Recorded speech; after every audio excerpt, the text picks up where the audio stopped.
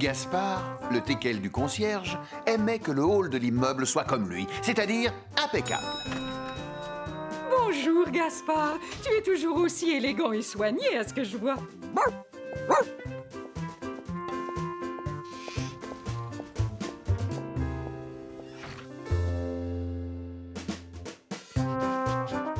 L'avantage d'être court sur pattes, c'est qu'on peut se faufiler partout et retrouver les objets perdus par les locataires.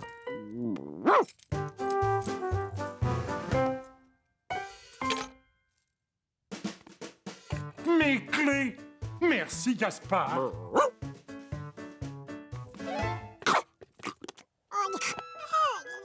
Lucas te remercie.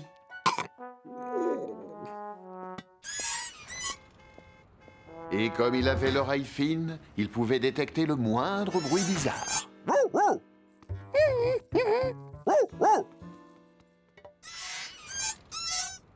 Rien ne t'échappe, mon petit Gaspard. Un concierge ne peut pas se permettre de laisser grincer une porte d'entrée, ni de faire une tache sur sa tenue de travail.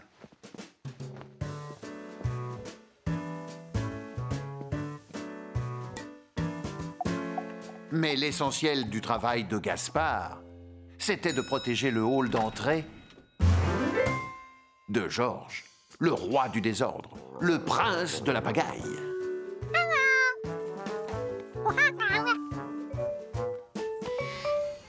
J'ai un paquet pour le 217. Donnez-le-moi.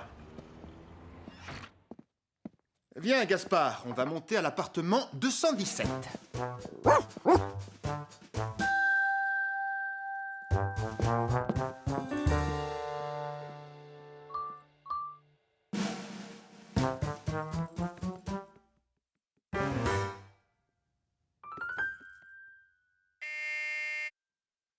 Hein? Oh non, j'ai oublié ma redingote. Bonjour, ce paquet vient d'arriver pour vous. Je l'attendais avec impatience. Je fais collection d'objets dédicacés. Ce ballon, par exemple, est signé par le grand footballeur Ronaldinho. Je dois en recevoir d'autres aujourd'hui. Prenez-en soin, car ils ont beaucoup de valeur. Rassurez-vous, Gaspard et moi, nous y ferons très attention. Mais qu'est-ce qui m'a pris d'oublier ma redingote? Un concierge sans uniforme, c'est comme un fermier sans tracteur. Mais qu'est-ce qui se passe? Ne touche pas à ça! Tu vas te... Oh! Taché. Et en plus, toutes mes autres chemises sont sales. Il faut que j'aille tout de suite au pressing. Un concierge ne peut pas rester comme ça. Je n'en aurai pas pour longtemps. Remplace-moi. Et quelle était la priorité pour Gaspard? Surveiller Georges, qui semblait très intéressé par le costume du concierge.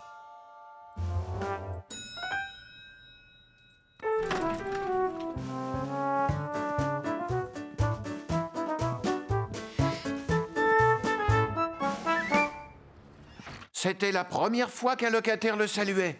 Ça voulait sûrement dire qu'il faisait un excellent travail.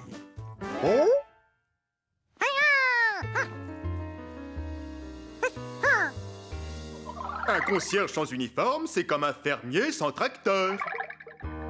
Il fallait que Gaspard récupère cet uniforme, et vite. Mais il n'avait pas que ça à faire. Je vois que tu as un nouveau collègue de travail, Gaspard. Il est aussi élégant que toi.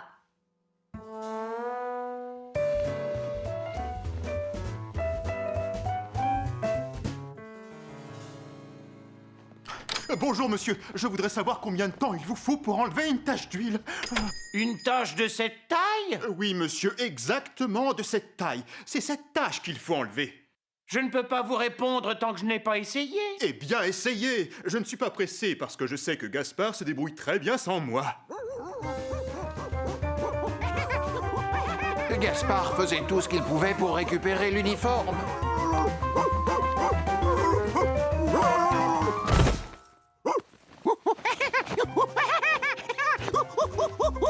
Georges, plutôt chatouilleux, ne se laissait pas faire.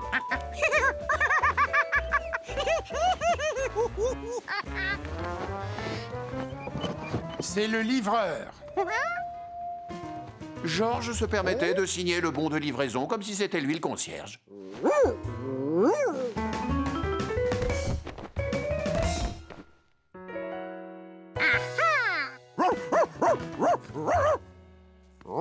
Par quel paquet allait-il commencer?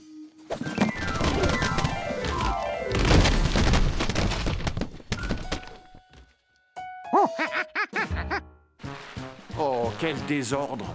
Et son maître qui n'allait plus tarder à revenir. Non, Georges, ces paquets ne sont pas à toi. Mais aller faire comprendre ça à un petit singe qui ne pense qu'à s'amuser.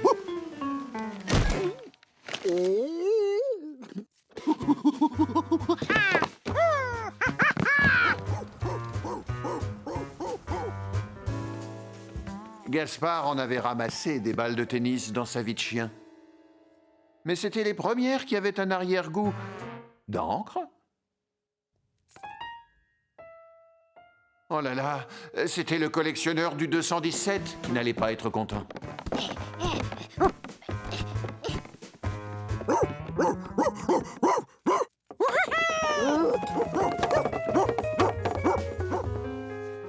Comment expliquer à un singe que tous ses paquets n'étaient pas à lui? Gaspard ne le savait pas. Mais il savait renvoyer la balle, ou plutôt le palais.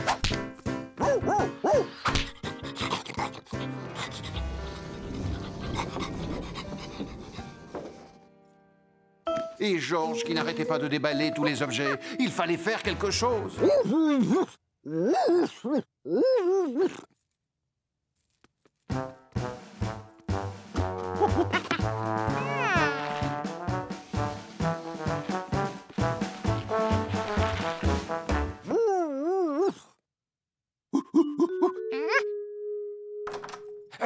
Attends une minute, s'il te plaît. Il y a un singe et un teckel à ma porte. Quoi? Ces livreurs ne font attention à rien. Si jamais les autres paquets sont dans le même état, j'irai me plaindre à leur patron. Georges comprit que les paquets appartenaient à ce monsieur et que le livreur les lui avait donnés tous bien emballés. Je vais descendre examiner les paquets dès que j'aurai fini de téléphoner. Ils avaient intérêt à tout ranger, et vite. Il suffisait de remettre les balles, les boules et les ballons dans leur boîte. Ce n'était pas compliqué.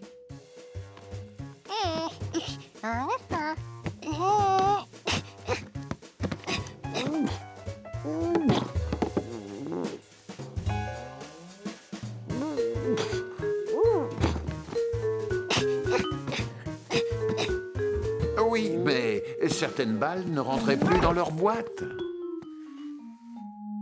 Alors que d'autres pouvaient se ranger dans plusieurs.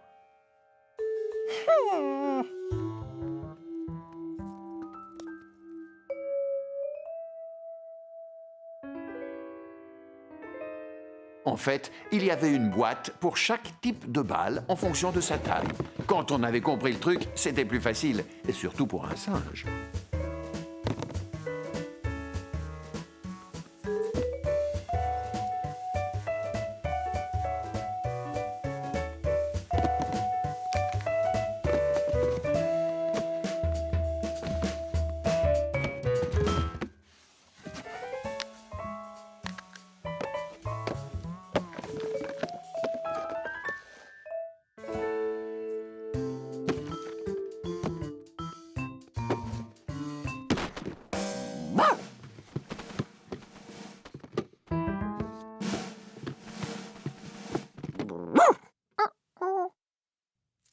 Gaspard montra à Georges comment ranger les boîtes.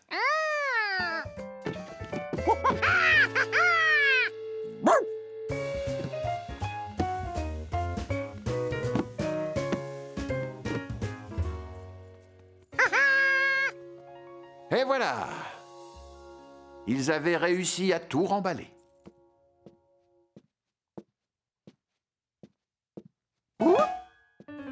Ou presque.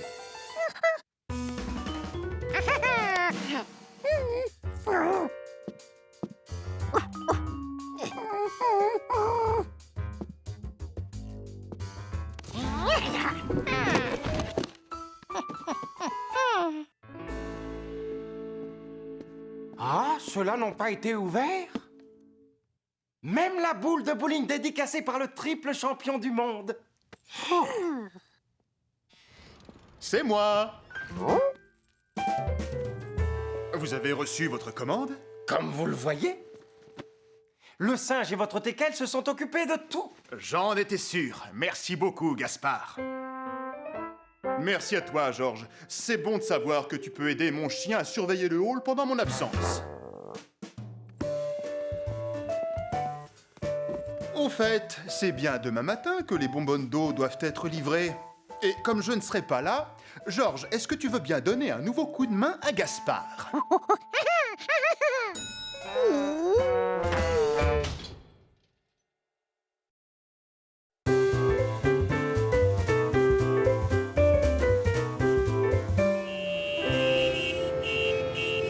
Après une semaine au milieu de la foule, il n'y a rien de plus reposant que de passer le dimanche à la campagne.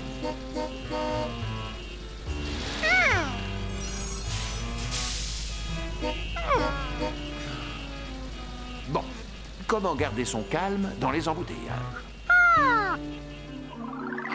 En pensant à quelque chose de relaxant comme donner à manger au canard.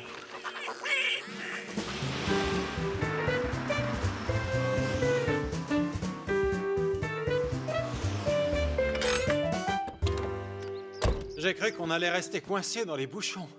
Enfin, la journée n'est pas terminée. Allons nourrir les canards.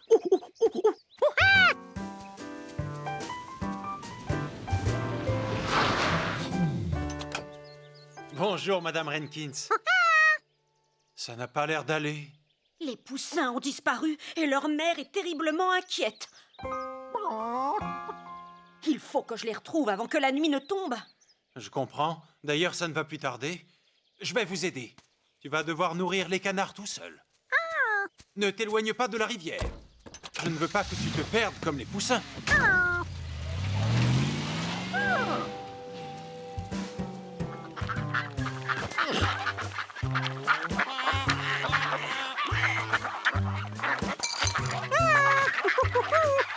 Quand on donne à manger au canard, on ne pense plus à rien.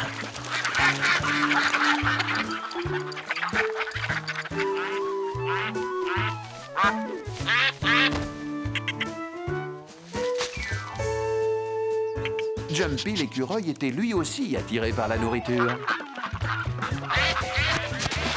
Et il ne se gênait pas pour subtiliser le repas des autres.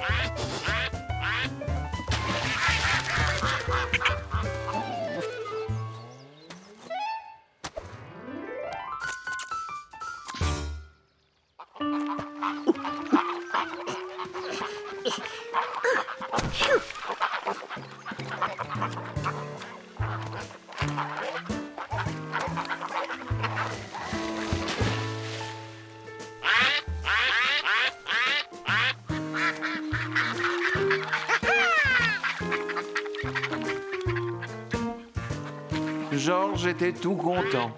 C'était la première fois qu'il se retrouvait sur l'eau, entouré de canards. Mais alors, ça voulait dire qu'il avait quitté la rive.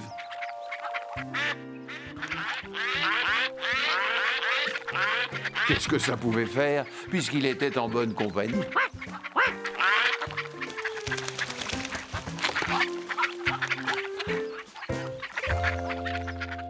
On va longer la barrière pour voir si on ne trouve pas quelque chose. Regardez, ils se sont peut-être échappés par ce trou. Oui. Mais alors, ça veut dire qu'ils peuvent être n'importe où?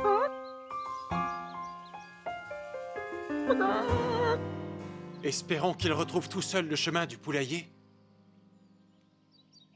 C'était justement ce que les poussins cherchaient. Mais ils avaient du mal. Beaucoup de mal. Il y en avait un autre qui s'éloignait de chez lui, mais il n'avait pas l'air de s'en préoccuper.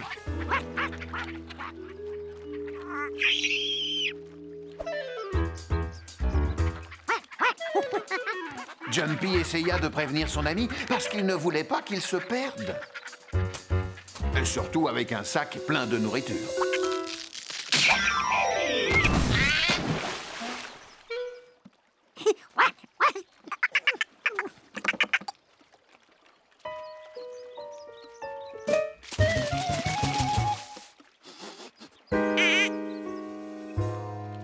Le courant les entraînait de plus en plus loin de chez eux. Jumpy ne se sentait pas rassuré, car il ne reconnaissait pas les lieux. Jusqu'au moment où il aperçut un bateau sur la droite. Ou plutôt sur la gauche. Ils allaient pouvoir demander de l'aide. Mais le bateau était vide.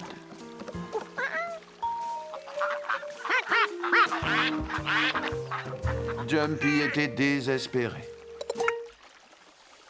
Des arbres. Cette fois, il était sauvé. Il sauta pour essayer de s'agripper aux branches. Mais le radeau était trop loin de la rive. Le soleil allait bientôt se coucher. Il était temps pour les canards de rentrer chez eux. Oh, le drôle de rocher! On dirait un canard. En voyant les oiseaux s'éloigner, Georges comprit qu'il devait faire demi-tour, lui aussi.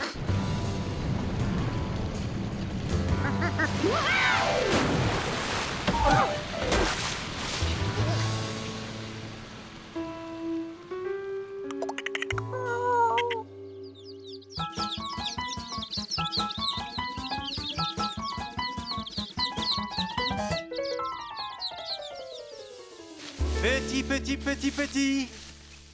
Retournons plutôt vers le champ de maïs. La nuit va bientôt tomber. D'accord. Ils sont forcément quelque part.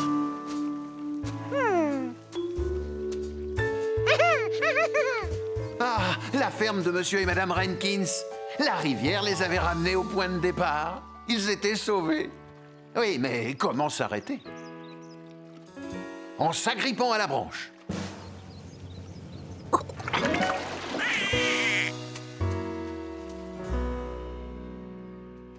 Plus que quelques centaines de mètres à parcourir, et ils seraient enfin complètement perdus. Ce n'était pas le bon silo à grains. Ils étaient encore plus perdus que les poussins. Ils avaient beau regarder autour d'eux, ils ne reconnaissaient rien.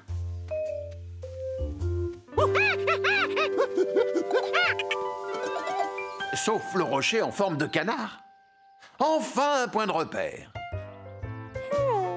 Georges dessina une carte pour essayer de s'y retrouver. Ils étaient passés à côté du rocher en forme de canard. Et juste avant, près des arbres en croix. Et du bateau. Et ils étaient partis du silo de la ferme des Rankins. Et c'est justement derrière le silo que le soleil se couche. Enfin, ils se sentaient moins perdus. Vite, au rocher! Mais de près, il ne ressemblait plus vraiment à un canard.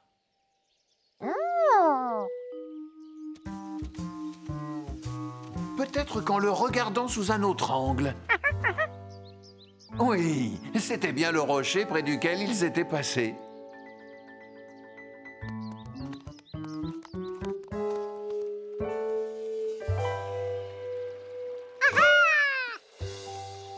Les arbres en croix.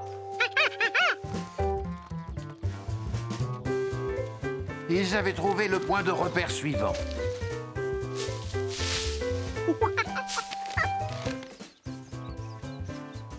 Et voilà le bateau, le troisième point de repère. En remontant le cours de la rivière, ils arriveraient au silo, derrière lequel le soleil se couche. Mais s'il fallait remonter toute la rivière pour revenir au point de départ, il mettrait un temps fou. Pourquoi ne prendrait-il pas un raccourci en marchant en direction du soleil?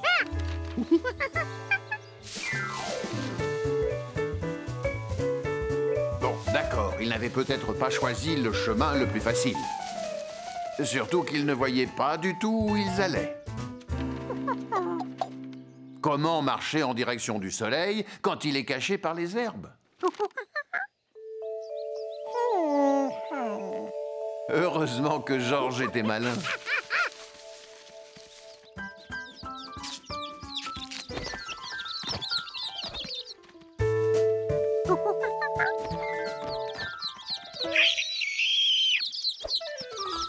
Les poussins décidèrent de suivre le singe, surtout qu'il semblait savoir où il allait.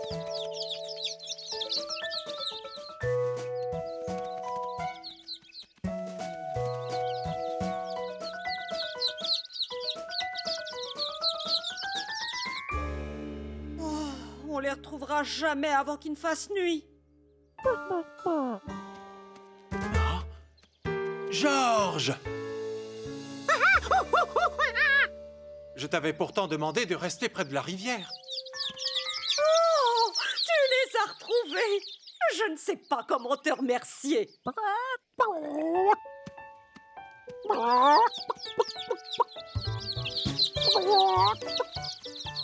Comment as-tu fait?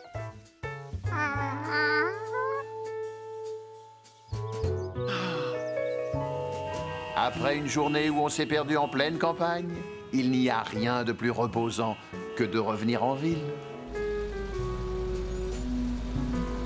Tu as vu un radeau sur la rivière? C'est Billy qui l'a construit. On a prévu de faire une belle promenade au fil de l'eau dimanche prochain. Ça va être chouette, non?